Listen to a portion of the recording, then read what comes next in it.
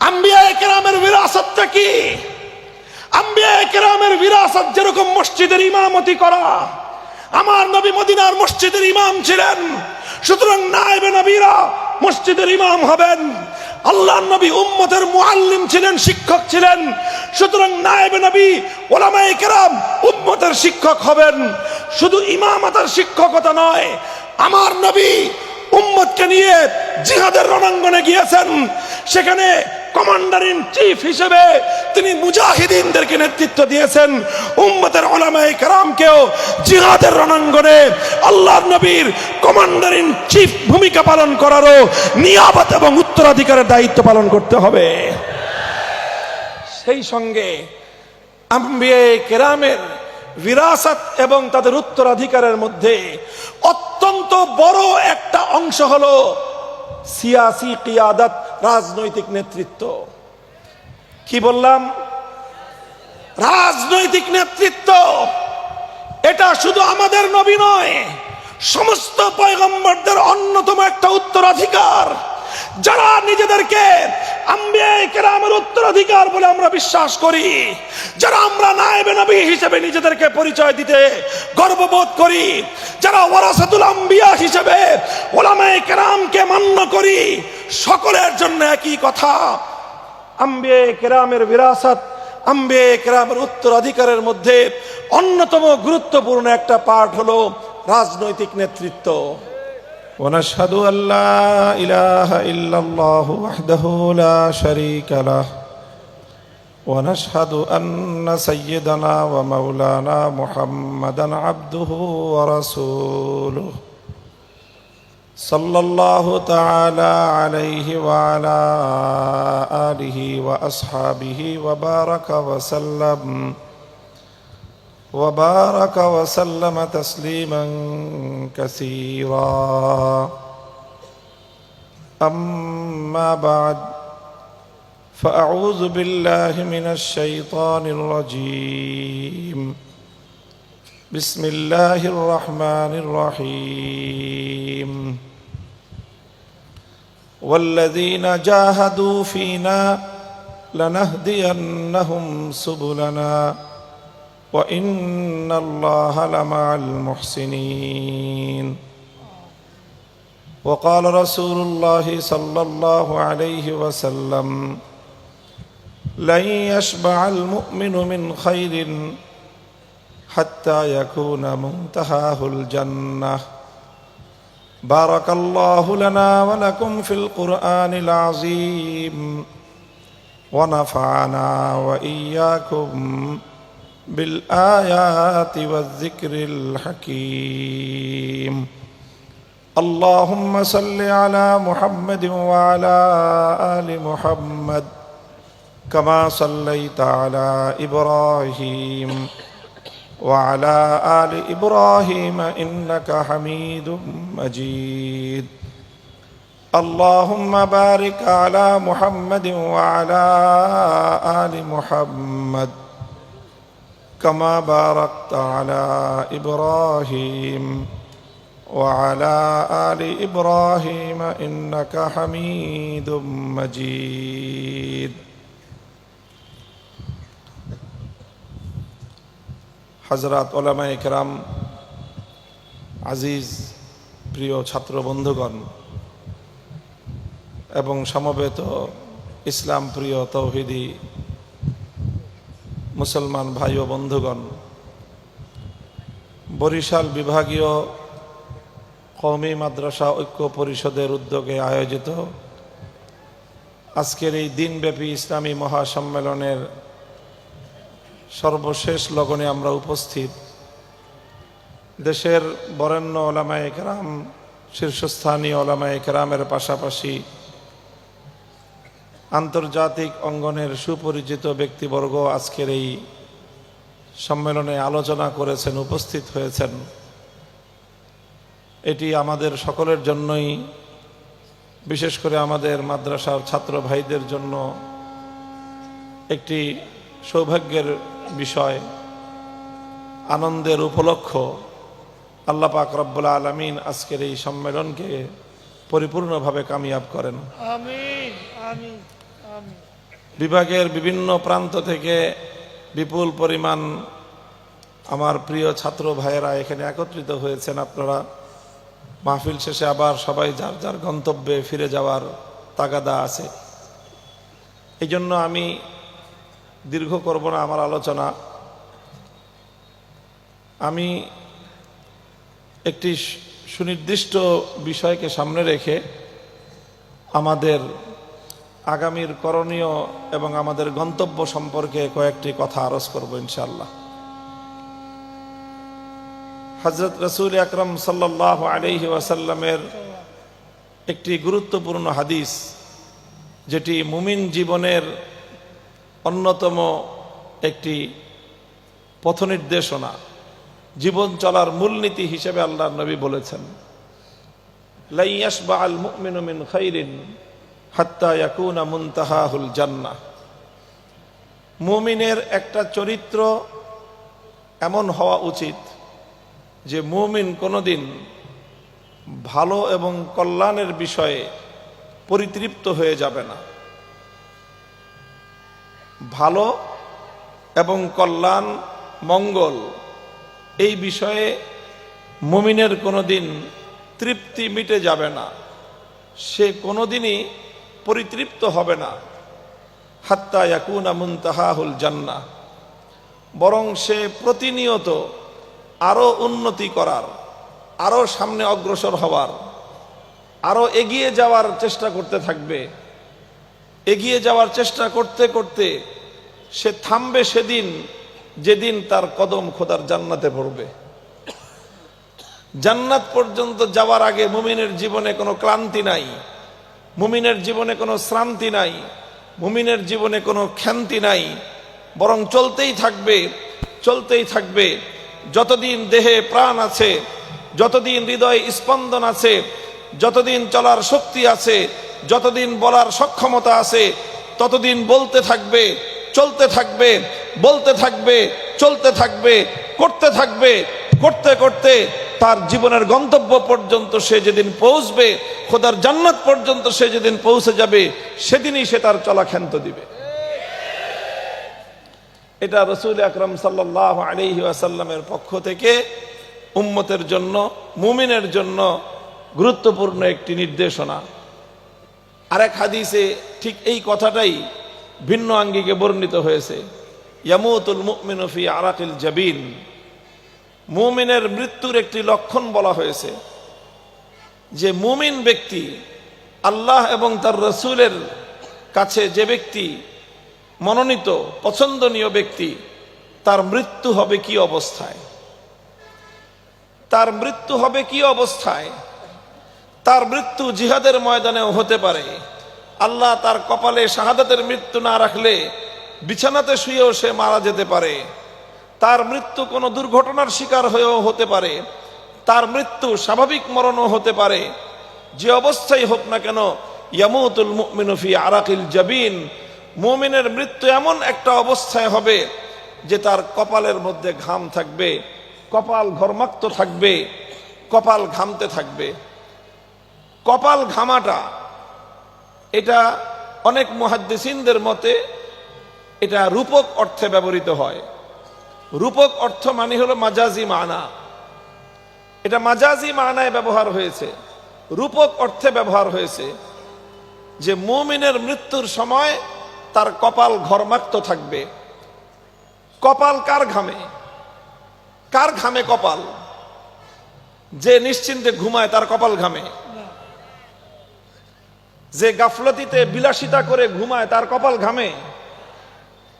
আরে কপাল তো ঘামে ওই লোকের যে তার কওমকে নিয়ে চিন্তায় মগ্ন থাকে। কপাল তো ঘামে তার যে তার ভবিষ্যৎ প্রজন্মকে নিয়ে চিন্তা করতে থাকে। কপাল তো ঘামে তার যে দেশ এবং জাতির মুস্তাকবিল নিয়ে চিন্তা করতে থাকে, মরতে থাকে, চিন্তা করতে থাকে, ভবিষ্যৎ প্রজন্মের জন্য রাস্তা খুলতে থাকে, চলতে থাকে, চিন্তা করতে থাকে, ফিকির করতে থাকে, কপাল ঘামতে থাকে, কদম কদম জান্নাতের দিকে অগ্রসর হতে থাকে।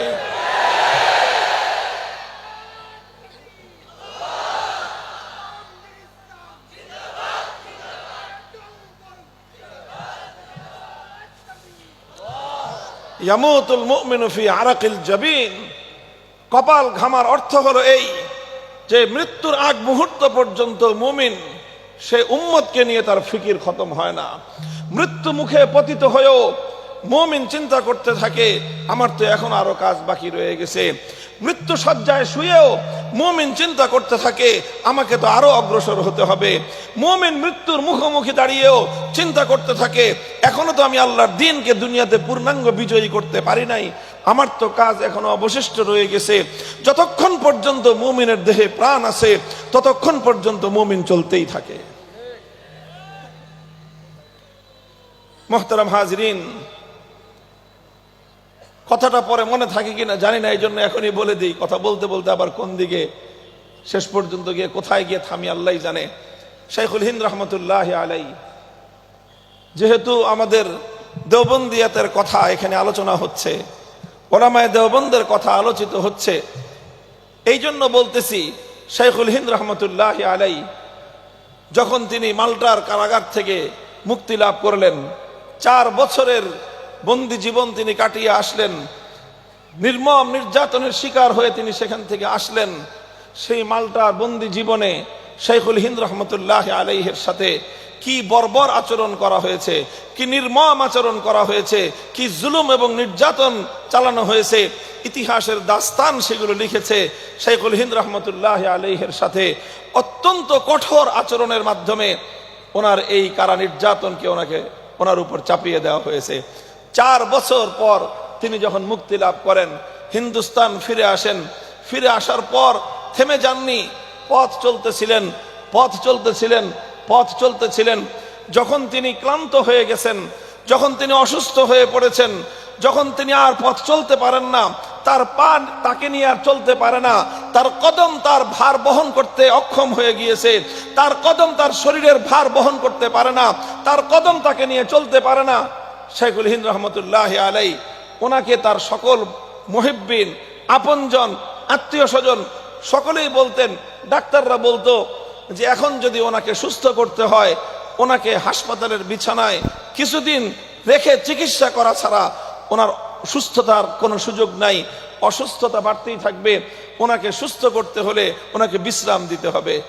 শাইখুল হিন্দ রহমতুল্লাহ আলাই বলতেন, আরে ডাক্তাররা তোমরা বুঝো না, আমার এই হৃদয়ে যে অশান্তির আগুন যে জ্বলছে, আমার যেই অশান্তি, যেই দুঃখ, যেই বেদনা, যেই অসুস্থতা, আমার শুধুমাত্র দেহ নয়, আমার শুধু দেহের চামড়া নয়, গোশত নয়, আমার হাড্ডিকে পর্যন্ত চূর্ণ বিচূর্ণ করছে।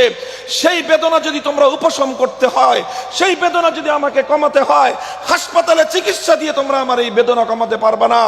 আমার এই বেদনার উপশম তো আছে ওই সকল জনসমাবেশগুলোতে, ওই সকল সম্মিলনগুলোতে, ওই সকল মাহফিলগুলোতে, যেই মাহফিলগুলোতে উম্মতের উলামায়ে কেরাম কওম এবং জাতিকে ইংরেজদের বিরুদ্ধে জিহাদের জন্য, ইংরেজদের বিরুদ্ধে সংগ্রামের জন্য উদ্বুদ্ধ করে। চলো, আমি কথা বলতে না পারি, আমি বসে থাকবো, দেখব আমরা যে জুলুম নির্যাতন করে, কারাভোগ করে উম্মতের জন্য যে পেগাম নিয়ে এসেছি, আমার পরবর্তী প্রজন্ম আমাদের কাছ থেকে দেশ এবং জাতিকে মুক্ত এবং আজাদ করার সেই শিক্ষা তারা গ্রহণ করেছে।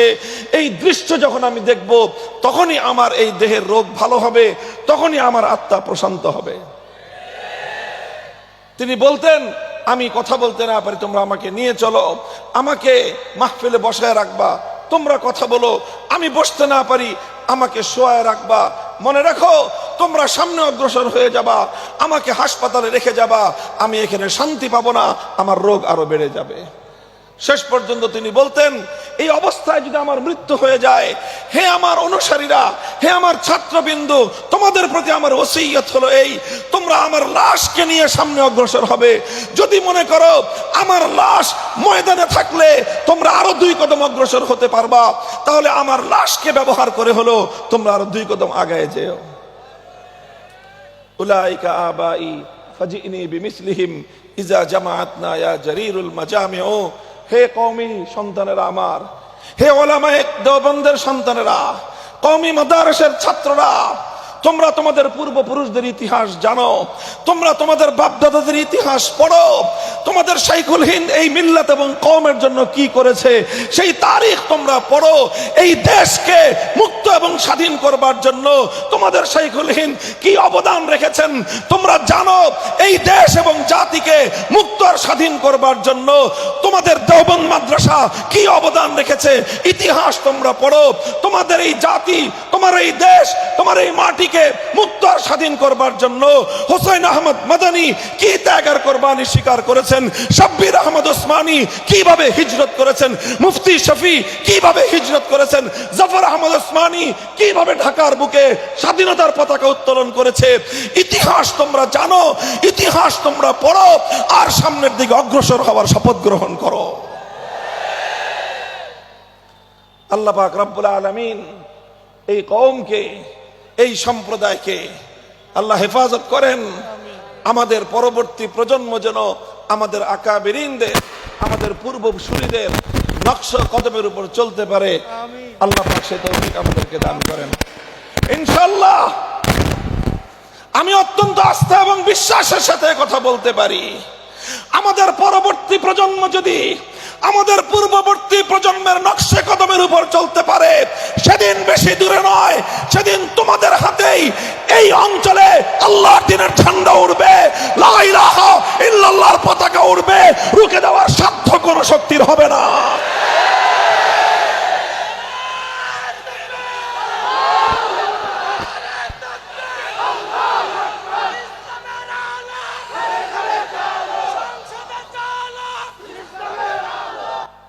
মুহতারাম হাজিরিন,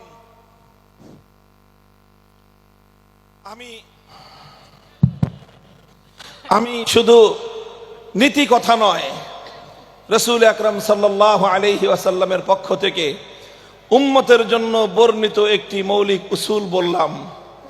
আমার নবী শুধু মুখে বলেই ক্ষান্ত হয় নাই।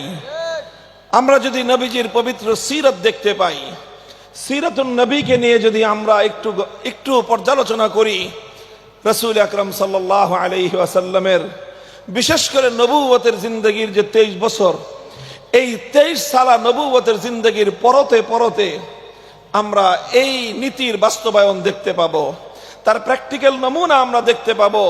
লা ইয়াশবা'আল মুমিনু মিন খাইরিন হাত্তা ইয়াকুনা মুনতাহাহুল জান্নাহ। মুমিন দ্বীনের ব্যাপারে, ইসলামের ব্যাপারে কখনো এমন তৃপ্তিতে ভোগে না যে বাস যা হয়েছে আর দরকার নাই। এই কথা মুমিনের দ্বীনের ব্যাপারে, ইসলামের ব্যাপারে তার অন্তরে কোনোদিন এই ধারণা জন্ম নেয় না।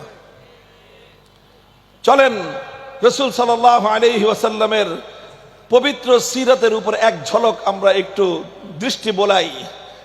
নবী করিম সাল্লাল্লাহু আলাইহি ওয়াসাল্লাম মক্কায় নবুয়ত লাভ করলেন। 13 বছর পর্যন্ত মক্কায় দ্বীনের দাওয়াত দিলেন। কেমন ভাবে দাওয়াত দিলেন? এমন ভাবে দাওয়াত দিয়েছেন যে তার চেয়ে উত্তম রূপে আর কোনো মানুষের পক্ষে দাওয়াত দেওয়া সম্ভব নয়। কথা ঠিক কিনা? রাতের অন্ধকারে, দিনের আলোয়, সকালের প্রভাত রশ্মিতে, সন্ধ্যার গধূলি বেলার আলোয় রাসূল আকরাম সাল্লাল্লাহু আলাইহি ওয়াসাল্লাম মক্কার ঘরে ঘরে, ব্যক্তিতে ব্যক্তিতে, গোত্রে গোত্রে, পাহাড়ে পর্বতে, উপত্যকায়, প্রতিটি জনপদে, প্রতিটি মানুষের কাছে ঈমানের দাওয়াত নিয়ে গিয়েছেন, তাওহীদের দাওয়াত দিয়েছেন। এবং সেটা শতবার, হাজারবার এক একজন মানুষের কাছে দ্বীনের দাওয়াত দিয়েছেন। যাদের কপালে হেদায়েত ছিল তারা দাওয়াত কবুল করেছেন, তারা ঈমান কবুল করেছেন, তাওহীদের এই পয়গামকে তারা গ্রহণ করেছেন। কিছু মানুষ মুসলমান হয়েছেন।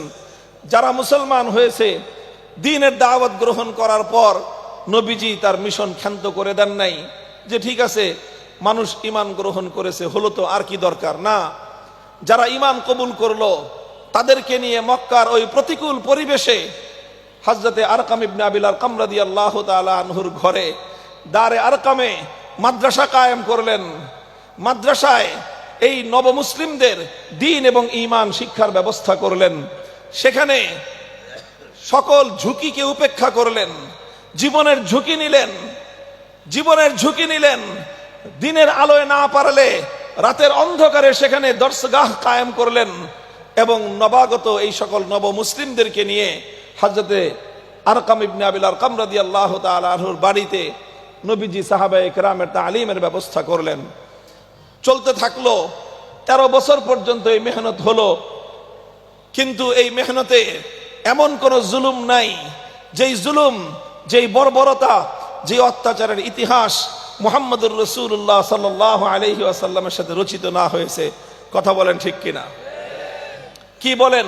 সেই জুলুম, সেই নির্যাতন, সেই বর্বরতা আমার নবীর পথ চলার গতিকে স্তব্ধ করে দিতে পেরেছে? নবী থমকে গিয়েছেন? নবী ভয় পেয়ে পেছন দিকে চলে গিয়েছেন? আমার নবী সামনে অগ্রসর হয়েছেন। নবীর সাহাবী হযরত ইয়াসির রাদিয়াল্লাহু আনহুকে দ্বিখণ্ডিত করে হত্যা করা হয়েছে। হযরত সুমাইয়া রাদিয়াল্লাহু আনহাকে নির্মম কায়দায় হত্যা এবং শহীদ করা হয়েছে। বাবা মা দুজনকে হত্যা করার পরে আম্মার বিন ইয়াসিরকে মাথা দড়ি দিয়ে পা বেঁধে মাথা নিচের দিকে দিয়ে কূপের মধ্যে ঘন্টার পর ঘন্টা লটকে রাখা হয়েছে। হযরত খাব্বাব ইবনুল আরাত রাদিয়াল্লাহু আনহুকে জ্বলন্ত আগুনের উপর শোয়ায় রাখা হয়েছে। শরীরের চামড়া, গোশত, রক্ত সবকিছু পুড়ে পুড়ে গলে গলে আগুন নিভে গিয়েছে, কিন্তু তারপরেও জালিমদের তাদের অন্তরের মধ্যে কোনো দয়া এবং মায়ার উদ্রেক হয় নাই। হযরত বেলাল হাবাসী রাদিয়াল্লাহু আনহুকে উত্তপ্ত গরম বালুকাময় জমিনের উপর চিৎ করে শোয়ে বুকের উপর পাথর চাপা দিয়ে রেখেছে। উনি চিৎকার করতে করতে বেহুশ হয়ে গিয়েছেন, কিন্তু জালেম উমাইয়া ইবনে খালাফের অন্তরের মধ্যে এতটুকু মায়ার উদ্রেক হয় নাই। এই সব জুলুমগুলো শুধু সাহাবায়ে কেরামের সাথে নয়, স্বয়ং রাসূল আকরাম সাল্লাল্লাহু আলাইহি ওয়াসাল্লামের সাথেও জুলুমের কম ইতিহাস রচিত হয়নি। আল্লাহর নবী মক্কার বাইতুল্লাহর সামনে মসজিদে হারামের মধ্যে নামাজ পড়তেছেন। একদিন আবু জাহাল এসে নবীজির গলার মধ্যে গামছা পেঁচিয়ে শ্বাসরুদ্ধ করে নবীজিকে হত্যা করার ষড়যন্ত্র চালায়। আরেকদিন আমার নবী সেজদায় লুটিয়ে পড়েছেন। উকবা ইবনে আবি মুআইত উটের ভুঁড়ি এনে নবীজির মাথায় ফেলে দিয়েছে। নবীজি শ্বাসরুদ্ধ হয়ে শেষ নিঃশ্বাস ত্যাগ করার উপক্রম হয়েছেন। সমস্ত জুলুম নির্যাতনগুলো আল্লাহর নবী সহ্য করেছেন। করতে করতে করতে করতে নবীজি কদম কদম সামনে অগ্রসর হয়েছেন। এমন একটা সময় যখন হয়েছে, নবীজি মক্কার মানুষের ব্যাপারে হতাশ হয়ে গিয়েছেন যে এই মক্কার মানুষেরা আর মনে হয় ঈমান কবুল করবে না, এই মক্কার মানুষদের হেদায়েত আর কপালে জুটবে না। নবী করিম সাল্লাল্লাহু আলাইহি ওয়াসাল্লাম মক্কার মানুষের এই হেদায়েতের ব্যাপারে যখন নিরাশ হয়ে গেলেন, মায়ুস হয়ে গেলেন, হতাশ হয়ে গেলেন, নবীজি মক্কার মানুষের ঈমান কবুলের ব্যাপারে হতাশ হয়েছেন, কিন্তু নিজের দ্বীনের এবং ঈমানের মিশন থামিয়ে দেওয়ার সিদ্ধান্ত গ্রহণ করেন নাই। নবীজি চিন্তা করেছেন, ঠিক আছে, মক্কার মানুষ ঈমান কবুল করে না, দেখি নতুন কোন জনপদ পাওয়া যায় কিনা। আমার নবীজি তায়েফের সফর করলেন। 1 মাস পর্যন্ত সকাল থেকে সন্ধ্যা পর্যন্ত, রাত পর্যন্ত তায়েফের প্রত্যেকটা মানুষের দুয়ারে দুয়ারে গেলেন, গলিতে গলিতে গেলেন, ঘরে ঘরে গেলেন। একটা মানুষ 1 মাসে কালেমা পড়বে তো দূরের কথা, কেউ আল্লাহর নবীর সঙ্গে সদাচরণটুকু পর্যন্ত করে নাই, বরং রাস্তায় রাস্তায় তায়েফের পথে পথে নবীজির উপর পাথরের বৃষ্টি বর্ষণ হলো। মাথা থেকে পা পর্যন্ত সর্বাঙ্গ শরীর আমার নবীর রক্ত রঞ্জিত হলো। নবীজিকে হযরত আয়েশা রাদিয়াল্লাহু আনহা জিজ্ঞাসা করেছিলেন, ইয়া রাসূলুল্লাহ, ঈমানের জন্য, দ্বীনের জন্য তো আপনার জিন্দেগিতে আপনি অনেক কষ্ট স্বীকার করেছেন, সবচেয়ে বেশি কষ্ট আপনি কোন দিন পেয়েছিলেন? আমার নবীজি বলেছেন, যেদিন তায়েফে আমাকে সারাটা শরীর রক্তে রঞ্জিত করে দিয়েছিল। তায়েফের দুষ্ট বালকেরা আমাকে পাথর মারত, আর তাদের বয়স্ক লোকেরা এসে আমাদেরকে হাতে ধরে উঠিয়ে দিত, আর বালকদেরকে বলতো তোমরা আর পাথর মেরো না। আমরা যখনই আবার পথ চলা শুরু করতাম, ওই লোকগুলো যারা একটু আগে আমাদেরকে হাত ধরে উঠিয়ে বালকদেরকে বারণ করত, তারাই আবার পেছন দিক দিয়ে তাদেরকে উস্কানি দিত, আবার পাথর মারো। এইভাবে আমাদের সঙ্গে প্রহসন করা হয়েছে, এইভাবে আমাদেরকে নিয়ে ঠাট্টার বিদ্রুপ করা হয়েছে, এইভাবে আমাদের সঙ্গে তামাশা করা হয়েছে। রক্তে রঞ্জিত হয়েছি, মাথা থেকে পা পর্যন্ত রক্ত ঝরতে ঝরতে পায়ের চপ্পল আমার পায়ের নিচে আটকে গিয়েছে, আমি বেহুশ হয়ে জমিনের মধ্যে পড়ে গিয়েছি। সেই দিনটা ছিল আমার উপর আমার এই জীবনে সবচেয়ে নির্মম এবং বর্বর জুলুম এবং নির্যাতন সহ্য করার দিন। মুহতারাম হাজিরিন, বলতে চাই, তায়েফ থেকে আল্লাহর নবী ফিরে আসলেন, হতাশ হলেন, যে তায়েফের লোক ঈমান কবুল করলো না, এই মেহনত করলাম কোন সুফল আসলো না, এরপরেও কি আল্লাহর নবী পথ চলা বন্ধ করে দিলেন? নবী থমকে দাঁড়ালেন? তার মিশন স্থগিত করে দিলেন? না, হজের মৌসুম আসলো, আল্লাহর নবী ঘুরতে থাকলেন, নতুন কোন পয়গাম কারো কাছে পৌঁছানো যায় কিনা। আল্লাহ পাক রব্বুল আলামিন ইসলামের জন্য সৌভাগ্যের দুয়ার খুলে দিল। ইয়াসরিব থেকে ছয়জন হাজি, 6 জন খাজরাজি লোক আল্লাহ পাক রব্বুল আলামিন মক্কায় পৌঁছে দিলেন হজের সফরে। রাসূল আকরাম সাল্লাল্লাহু আলাইহি ওয়াসাল্লামের সঙ্গে তাদের সাক্ষাৎ হয়ে গেল। আকাবা, মিনার ময়দানের আকাবায় নবীজি তাদের কাছে দ্বীনের দাওয়াত দিলেন। আলহামদুলিল্লাহ 1 মাস মেহনত করে তায়েফে একটা মানুষকে কালেমা পড়াতে পারেন নাই, আর একটা আলোচনার মাধ্যমে এক মজলিসে ইয়াসরিবের 6 জন মানুষ ওই মজলিসে কালেমা পড়ে মুসলমান হয়ে গেলেন। নবীজি মক্কা থেকে হতাশ হয়ে তায়েফে গিয়েছেন, তায়েফ থেকে হতাশ হয়ে আবার মক্কায় ফিরে এসেছেন।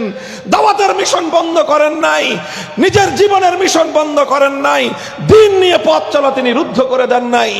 আল্লাহ পাক রব্বুল আলামিন তার এই ত্যাগ এবং কোরবানিতে রং দিয়েছেন এবং মদিনার দিকে ইসলাম যাত্রা শুরু করলো। বায়াতে আকাবা হলো। পরের বছর 6 জনের পরিবর্তে আরো নতুন মানুষ যুক্ত হয়ে 12 জন হলো।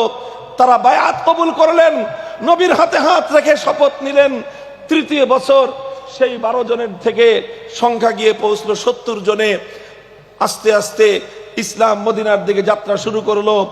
তারা প্রস্তাব করলেন নবীজিকে হিজরত করার। আল্লাহর নবী তাদের সঙ্গে কথা দিলেন। জিলহজ মাসে শপথ হলো যে ঠিক আছে, তোমরা মদিনায় আমার অনুকূল পরিবেশ কায়েম করো, মদিনায় ইসলামের অনুকূল পরিবেশ কায়েম করো, মদিনায় দ্বীনের অনুকূল পরিবেশ কায়েম করো, আমি তোমাদের মদিনাকে আমার জীবনের জন্য আমি অগ্রাধিকার দিব। আল্লাহর নবী জিলহজ, মুহররম, সফর, রবিউল আউয়াল মাসে মদিনা শরীফে হিজরত করলেন, সোনার মদিনায় চলে গেলেন। নবীজি ইতিহাসের বাক বদলকারী ঐতিহাসিক সিদ্ধান্ত নিলেন। এই হিজরত ছিল আমার নবীর জিন্দেগিতে এক তারিখী সিদ্ধান্ত। হিজরত ছিল আল্লাহর নবীর জিন্দেগিতে কিয়ামত পর্যন্ত আনেওয়ালা প্রত্যেকটি উম্মতের জন্য আল্লাহর দ্বীনের পথে অনুসরণীয় উসওয়ায়ে হাসানা, অনুসরণীয় সর্বোৎকৃষ্ট দৃষ্টান্ত। বলবেন হিজরতের মধ্যে কি আদর্শ, কি দৃষ্টান্ত? দেখেন, একদিকে পবিত্র মক্কা, আরেকদিকে মদিনা। এই দুটোকে এবার 2 পাল্লায় রেখে একটাকে আরেকটার সঙ্গে কম্পেয়ার করেন, তুলনা করেন। আপনি তুলনা করলে দেখতে পাবেন মক্কার মধ্যে বাইতুল্লাহ আছে, মদিনায় তখন একটা মসজিদও নাই। মক্কার মধ্যে মসজিদে হারাম আছে, মদিনায় তার বিপরীতে কিছুই নাই। মক্কায় মসজিদে বাইতুল্লাহর সঙ্গে হাজরে আসওয়াদ আছে, যেটাকে চুম্বন করলে জিন্দেগির গুনাহ মাফ হয়। মদিনায় কোনো হাজরে আসওয়াদ নাই।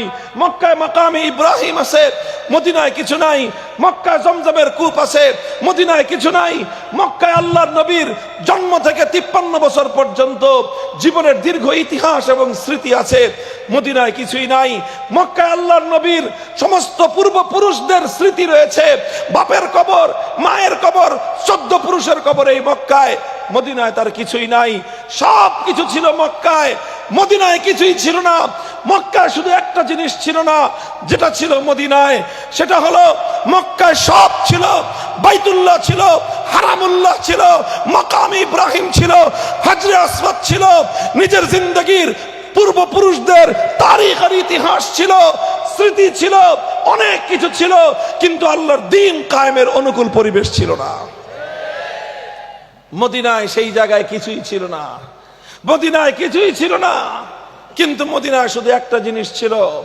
মদিনার সাহাবায়ে কেরাম শপথ নিয়েছিলেন, নবীর হাতে হাত রেখে বায়াত কবুল করেছিলেন। ওগো আল্লাহর নবী, আপনি আসুন মদিনায়, আমরা আপনার এই দ্বীনকে মদিনায় কায়েম করার জন্য আপনার ডানে থাকবো, বামে থাকবো, সামনে থাকবো, পিছনে থাকবো। আপনার মিশন আমাদের মিশন, আপনার লড়াই আমাদের লড়াই, আপনার যুদ্ধ আমাদের যুদ্ধ। নবীজি সব কিছু এক পাল্লায় রাখলেন। স্বদেশ ভূমি, মাতৃভূমি, দেশ প্রেম, জাতির প্রেম, বংশের প্রেম, গোত্রের প্রেম, সব কিছুকে দুপায়ে ধরে আল্লাহর দ্বীনকে অগ্রাধিকার দিয়ে আমার নবী মদিনায় হিজরত করলেন। এটাই হলো হিজরতের তালিম। হিজরতের তালিম। উম্মত উম্মত আজ তোমাদেরকে নানা নতুন নতুন মতবাদের নামে, নতুন নতুন স্লোগানের নামে তোমাদের দ্বীনি গায়রাত এবং দ্বীনের ভালোবাসাকে ফিকে করে দেওয়ার, ফ্যাকাশে করে দেওয়ার ষড়যন্ত্র চলছে। নানা রকম রাজনৈতিক মতবাদ, নানা রকম রাজনৈতিক স্লোগান, দেশপ্রেমের স্লোগান, অন্ধ জাতীয়তাবাদের স্লোগান, নানা রকম স্লোগানের অন্তরালে ইমানদারের ইমানকে দুর্বল করে দেওয়ার পায়ে তারা চলে। আজ নতুন পয়গাম তুলতে হবে, স্লোগান তুলতে হবে। তাম পৃথিবীর সব কিছুর বিনিময়ে একটা জিনিস আমরা চাই, সেটা হলো আল্লাহর দ্বীনের বিজয় চাই। ইতিহাস লম্বা আলোচনা করব না, শুধু নবীজির তারিখ এবং ইতিহাসের কয়েকটা ধাপ আমি আলোচনা করতে চাচ্ছি, আল্লাহর নবীর জীবন থেকে সেই বিষয়টার প্র্যাকটিক্যাল বাস্তবতা দেখানোর জন্য। নবীজি হিজরত করে মদিনায় আসলেন। মদিনায় তখন 3 সম্প্রদায়ের বসবাস। নবীজি সহ যারা ঈমান গ্রহণ করেছেন, একত্ববাদী মুসলমান, সঙ্গে সেখানে আছে কিছু মুশরিক, মূর্তি পূজারী, পৌত্তলিকতাবাদী, আর সেই সঙ্গে মদিনায় থাকতো তখন ইহুদিরা। এই 3 জাতিকে নিয়ে আল্লাহর নবী মদিনার মধ্যে একটা শান্তি চুক্তি করলেন। 3 জাতির মধ্যে একটা চুক্তি সম্পাদিত হলো। সেই চুক্তির মূল রূপকার ছিলেন রাসূল আকরাম সাল্লাল্লাহু আলাইহি ওয়াসাল্লাম। সেই চুক্তির মূল কথাটাই ছিল, এখানে আমরা সকলে মিলেমিশে থাকবো, কেউ কারো উপর আক্রমণ করবে না, কেউ কারো দুশমনকে সহযোগিতা করবে না, কেউ কারো বিরুদ্ধাচরণ করবে না। ইতিহাসে যেটাকে মদিনা সনদ বলা হয়, সেই মদিনা সনদ স্বাক্ষরিত হলো। মদিনা সনদ স্বাক্ষরিত হওয়ায় মদিনায় শান্তি এবং নিরাপত্তা প্রতিষ্ঠিত হলো। আমার নবীর জিন্দেগিতেও নিরাপত্তা আসলো। সাহাবায়ে কেরাম যারা আল্লাহর নবীর সঙ্গে দ্বীন এবং ইসলাম কবুল করেছেন, তারা মুহাজির হন অথবা আনসার, প্রত্যেকের জীবনে নিরাপত্তা প্রতিষ্ঠিত হয়েছিল। তারা চাইলে মদিনার মসজিদ নববীতে রাত দিন আল্লাহর দরবারে দাঁড়িয়ে কোরআন তেলাওয়াত করতে পারেন। এখন আর কেউ তাদেরকে গলায় গামছা পেঁচিয়ে শ্বাসরুদ্ধ করতে চায় না। তারা চাইলে আল্লাহর দরবারে নিরাপদে সিজদা করতে পারেন। এখন আর কেউ তাদের কাঁধের উপর উটের ভুঁড়ি এনে নিক্ষেপ করে না। তারা চাইলে আল্লাহর দ্বীনকে পালন করতে পারেন নিশ্চিন্তে, নির্বিঘ্নে, প্রকাশ্যে লা ইলাহা ইল্লাল্লাহর কালেমা তারা পড়তে পারেন। কেউ তাদেরকে বাধা দেয় না। এমন একটা শান্তিপূর্ণ পরিবেশ মদিনায় কায়েম হয়ে গেল। এবার তো আমার নবীজি চাইলে পারতেন যে ঠিক আছে, যাক, একটা শান্তি হয়েছে, নিরাপদ একটা পরিবেশ হয়েছে, এখন আমরা সুন্দরভাবে শান্তিপূর্ণভাবে দ্বীনের কাজ করতে পারতেছি, আর কি দরকার? এখন তো আমরা দ্বীনের দাওয়াতের কাজও করতে পারি, দ্বীনের তালিমের কাজও আমরা করতে পারি। কাজেই এখন আস্তে আস্তে তালিম এবং দাওয়াতের মাধ্যমে, তালিম এবং তাবলীগের মাধ্যমে আমরা দ্বীনকে সামনে অগ্রসর করে নিয়ে যাই। আল্লাহর নবী তো এরকম চিন্তা করতে পারতেন, তাই না? ইতিহাস পড়েন, সোনার মদিনায় নিরাপত্তা প্রতিষ্ঠিত হওয়ার পরে নবীজি এই মদিনায় গণ্ডিবদ্ধ অল্প একটু শহরের মধ্যে আল্লাহর দ্বীন মাহদুদ থাকুক, আল্লাহর দ্বীনকে এখানে নিরাপদভাবে পালন করতে পারবেন, এতটুকুর উপরে কি আল্লাহর নবী তৃপ্ত আর ক্ষান্ত ছিলেন? বলেন, ইতিহাস পড়েন, আমার নবী কি শুধু এতটুকুর উপরে তৃপ্ত হয়ে গিয়েছেন যে আর বেশি কিছুর দরকার নাই? এতটুকুর উপরে কি আল্লাহর নবী ক্ষান্ত হয়ে গেছেন যে সামনে আর অগ্রসর হওয়ার দরকার নাই? না, 1 বছর অতিক্রান্ত হয় নাই। 1 বছর অতিক্রান্ত হওয়ার আগেই যখন মদিনার মাটিতে ইসলাম শেকড় গেড়ে বসলো, মদিনায় যখন মাথা গুজার শান্তিপ্রিয় ঠাই হয়ে গেল, মদিনায় যখন একটা মাটির আশ্রয় খুঁজে পাওয়া গেল, মদিনায় যখন আনসার এবং মুহাজিরদের পবিত্র উখুওয়াতে ঈমানের ভ্রাতৃত্বের বন্ধন মজবুত হয়ে গেল, 1 বছরের মাথায় আল্লাহর নবী আল্লাহর পক্ষ থেকে আদেশ প্রাপ্ত হয়ে ঘোষণা করলেন, উযিনা লিল্লাযিনা ইউকাতালুনা বিআন্নাহুম যুলিমু ওয়া ইন্নাল্লাহা আলা নাসরিহিম লাকাদির। হে আমার সাহাবীরা, হে মক্কা নির্যাতিত মজলুম সাহাবীরা, হে মদিনার আনসার সাহাবীরা, এতদিন পর্যন্ত আমাদের নীতি ছিল, কেউ আমাদের উপর হামলা করলে এক গালে চর মারলে আরেক গাল পেতে দিতাম যে আরেকটা চর মারো, এরপর আমার কথাটা শুনে যাও। 14 বছর এই সোজা আঙ্গুলে ঘি উঠানোর চেষ্টা আমরা করেছি, কিন্তু মক্কার কুরাইশদের এই কুত্তার লেজ, এটা 14 বছরেও সোজা হয় নাই। কেউ যদি চিন্তা করে থাকে কুকুরের লেজের মধ্যে ঘি মাখলে এই লেজ একদিন সোজা হয়ে যাবে। বোকার স্বর্গে বসবাস করে। কুকুরের লেজে তেল নয়, যদি আপনি 1000 টাকা মূল্যের ঘি মালিশ করতে থাকেন, কিয়ামত পর্যন্ত কুত্তার লেজে ঘি মাখতে পারবেন, কুকুরের লেজ কোনোদিন সোজা হবে না। মুহাম্মদ আরবি সাল্লাল্লাহু আলাইহি ওয়াসাল্লাম মদিনায় গিয়ে 1 বছরের মাথায় তাই আল্লাহর পক্ষ থেকে নির্দেশিত হয়ে ঘোষণা করলেন, এখন থেকে ইসলামের নীতির মধ্যে নতুন এক কর্মসূচি যুক্ত হলো। এখন থেকে যদি কেউ মুসলমানদের উপর অন্যায়ভাবে হামলা চালায়, কোন মুমিনের উপর যদি অন্যায়ভাবে আক্রমণ করে, এতদিন আরেক গাল পেতে দিতাম। এখন থেকে কর্মসূচি হলো, যেই কালো হাত কোন ইমানদারের উপর হাসবে, যেই কালো হাত কোন মুমিনকে আঘাত করতে আসবে, যেই কালো হাত কোন মুসলমানের অধিকার কেড়ে নিতে আসবে, এখন থেকে আর তাকে ছেড়ে দেওয়া হবে না, সেই কালো হাত ভেঙ্গে গুড়িয়ে দেওয়া হবে।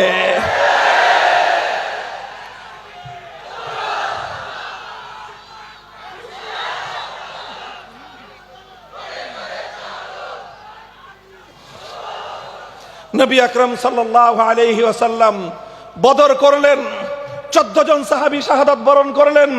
উহুদের রণাঙ্গনে গেলেন, 70 জন সাহাবী শাহাদাত বরণ করলেন। নিজের প্রাণাধিক প্রিয় চাচা হযরত হামজা ইবনে আব্দুল মুত্তালিব রাদিয়াল্লাহু আনহু, বাবার মতো যাকে তিনি ভালোবাসতেন, সেই প্রিয় সাহাবী, সেই প্রিয় চাচা যান অত্যন্ত নির্মম মর্মান্তিক ভাবে শাহাদাত বরণ করলেন। আল্লাহর নবীর সামনে তার চাচার বুক বিদীর্ণ করা হলো। সেই চাচার কলিজা চিরে, সেই কলিজা বিদীর্ণ করে চাবিয়ে চাবিয়ে আল্লাহর নবীর চাচাকে ক্ষত বিক্ষত করে তার টুকরো টুকরো লাশ জমিনের উপর পড়ে থাকলো। নবীজি সব কিছু বরদাস্ত করে নিলেন, কিন্তু দ্বীন এবং ঈমানের পথে এক চুল পরিমাণ থমকে দাঁড়ানো বরদাস্ত করেন নাই। শুধু 70 জন সাহাবী নয়, নবীজি নিজেও আহত হয়েছেন। আল্লাহর পয়গম্বর উহুদের ময়দানে মাথা ভেঙেছেন, দান্দান শহীদ হয়েছে, কপালে আঘাত লেগেছে, ঠোঁট রক্তাক্ত হয়েছে, শরীর চেহারা পূর্ণ চেহারাটা রক্তে রঞ্জিত হয়েছে। শরীর থেকে রক্ত ঝরতে ঝরতে ঝরতে ঝরতে আমার নবী দুর্বল হয়ে বেহুশ হয়ে জমিনের মধ্যে পড়ে গিয়েছেন।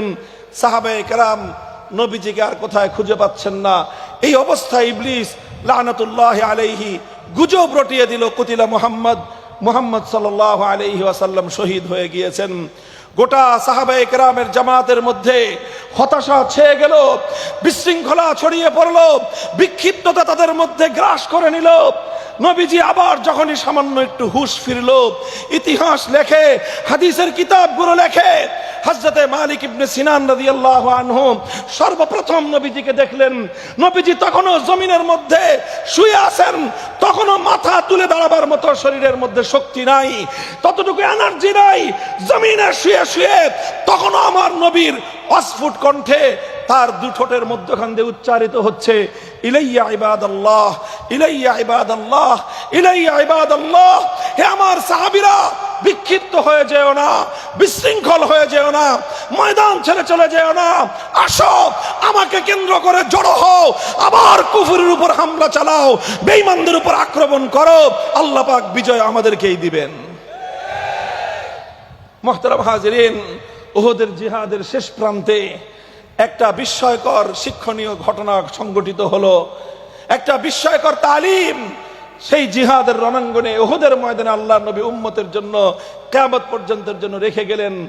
যুদ্ধ যখন শেষ প্রান্তে, কুরাইশদের সর্দার আবু সুফিয়ান মুসলমানদের জামাতকে লক্ষ্য করে, সেখানে নবীজিকে দেখা যাচ্ছে না, আবু বকর, ওমর, ওসমান, আলী রাদিয়াল্লাহু আনহুম কাউকে দেখা যাচ্ছে না।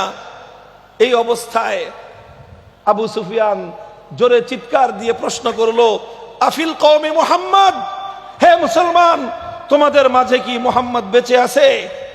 আল্লাহর নবী সাহাবীদেরকে বারণ করলেন, বললেন, লা তুজিবুহু, কেউ কোনো জবাব দিও না, দেখি ও কি বলে। এরপরে আবু সুফিয়ান দ্বিতীয় প্রশ্ন করলো, আফিল কওমি ইবনু আবি কুহাফা, তোমাদের মাঝে কি আবু বকর বেঁচে আছে? মুহাম্মাদের ঘনিষ্ঠ সাথী, প্রথম সহচর সাল্লাল্লাহু আলাইহি ওয়াসাল্লাম। নবীজি এবারও বললেন, লা তুজিবুহু, এই কথারও জবাব দিও না। তৃতীয় প্রশ্ন করলো আফিল কওমি ওমর, মুহাম্মদ সাল্লাল্লাহু আলাইহি ওয়াসাল্লামের দ্বিতীয় সহচর, তার দ্বিতীয় ঘনিষ্ঠ বন্ধু ওমর কি বেঁচে আছে? নবীজি তৃতীয় দফায় একই কথা বললেন, লা তুজিবুহু, জবাব দিও না, দেখি তার সে কি বলে। তখন সে আনন্দে উৎফুল্ল হয়ে চিৎকার দিয়ে উঠল, ইন্নাহা উলাই কদ মাতু লাউ কানু আহইয়া আলা আজাবু, তারা সব মারা গেছে, কারণ জীবিত থাকলে তারা আমার কথার জবাব দিত। নবীজি বললেন, দেখি ও আর কত দূর পর্যন্ত বলে। মুহতারাম হাজিরিন, তালিম শিক্ষা হলো এই, সব কথার সব সময় জবাব দিতে হয় না,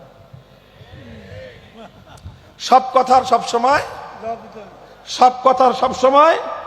এই মাদ্রাসার ছাত্ররা খুব ভালো করে এই শিক্ষাটা গ্রহণ করো, সব কথার সব সময় জবাব দিতে হয় না। নবীজি বলেছেন জবাব দিও না, এই জবাব দেওয়ার কোনো দরকার নাই। এরপরের ঘটনা কি? এরপরে আবু সুফিয়ান আনন্দের আতিশয্যে সব মারা গেছে মনে করে সে উল্লাস প্রকাশ করলো। কিসের মাধ্যমে উল্লাস প্রকাশ করলো? একটা স্লোগান তুললো। কি স্লোগান? বললো ওলো হুবাল। বুখারী শরীফের হাদিস পড়তেছি আমি, কোন নোবেল নাটকের গল্প না, ইতিহাসের কথা নয়, বুখারীর হাদিস। তখন আবু সুফিয়ান বলল ওলো হুবাল, জয় হুবল। হুবলের জয়ধ্বনি দিল, হুবলের বরত্ব ঘোষণা করলো।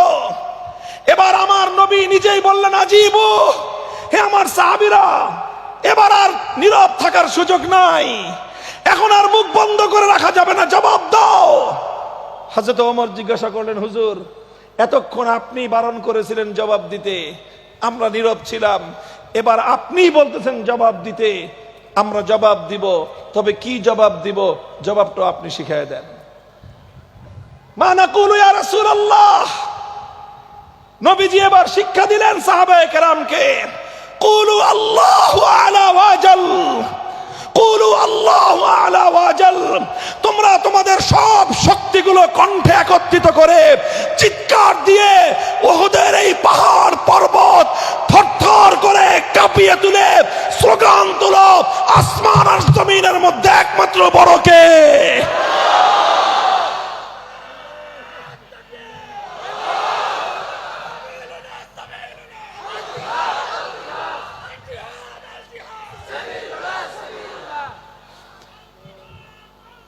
এই তালিম কি?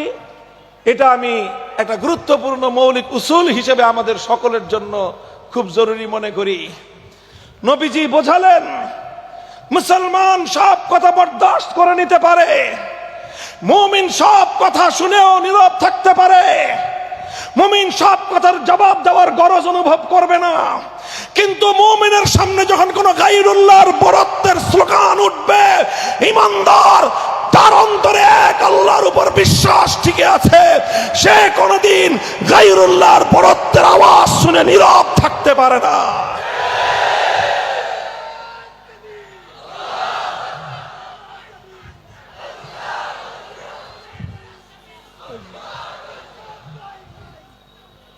খুব ভালো করে মনে রেখো, উসুল হলো কি? সব কথার জবাব দিতে নাই, কিছু কথার সময় নীরব থাকতে নাই। কি বললাম? সব কথার জবাব দিতে নাই, কিন্তু কিছু কিছু কথা আছে সেই কথার সময় নীরব থাকতে নাই, কিছু কিছু কথার সময় নীরব থাকতে নাই। আমাদের এই কণ্ঠ থেকে আল্লাহর বরত্বের স্লোগান কেউ কেউ কেড়ে নিতে চায়, কেউ রাজনীতির কথা বলে, কেউ রাজনৈতিক স্থিতিশীলতার কথা বলে, অথবা অন্য কোনো কথা বলে। এই বাংলার মুসলমানদের কণ্ঠ থেকে, ঈমানদার এই জাতির কণ্ঠ থেকে যদি নারায়ে তাকবীরের স্লোগান কেউ কেড়ে তুলতে চায়, নারায়ে তাকবীরের স্লোগান যদি বন্ধ করতে চায়, শপথ নিতে হবে আল্লাহর বরত্বের স্লোগান তুলতে প্রয়োজনে যুদ্ধ করব, লড়াই করব, রক্ত দিব, আল্লাহর বরত্বের স্লোগান তুলতেই থাকবো, তুলতেই থাকবো আমরা।